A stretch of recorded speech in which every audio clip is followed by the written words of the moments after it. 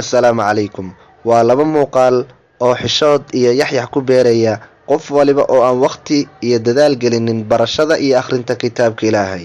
Waa laba hooyooyin oo waayeel aad u da'weyn ah oo waqti ku bixiyay barashada iyo akhrinta kitaabka Ilaahay.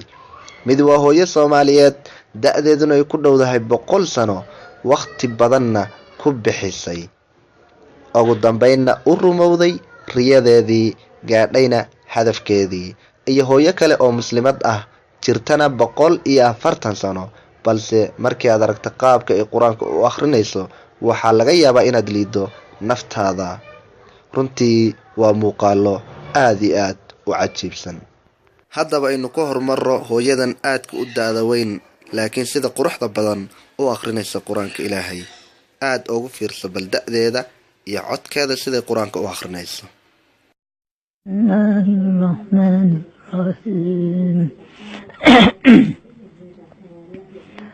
تبارك الذي بيده الملك وهو على كل شيء قدير الذي خلق الموت والحياة ليبلوكم أيكم أحسن عملا وهو العزيز الغفور الذي خلق 7 سماوات طباقا ما ترى في خلق الرحمن من تفاوت فارجع البصر هل ترى من فطور ثم ارجع البصر قرتين ينقلب إليك البصر خاسئا وهو حسير ولقد زينا السماء الدنيا بمصابيح بها وجعلناها رجوما للشياطين.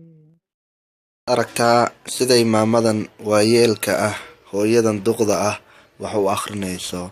Dhalinyaradeenna iyo da'yarteenna iyo kuweena caafimaadka qaba uma sugnaanin wax cudur daar ah. Muuqaalka labaad waa hooyo Soomaaliyeed oo ayadoo jirta 80 sano qur-aanka dhamaysay, waxayna qur-aanka waday in ka badan 10 sano. Meesha ay qur-aanka ku baranaysa ay ku dhameynaysayna ma ahaan dhul Soomaaliyeed iyo dhul Islaam ee waa qurbaha iyo welina wadanka Mareykanka. Ka dambana waxaa loo dhigay xaflad aad u qiimo badan.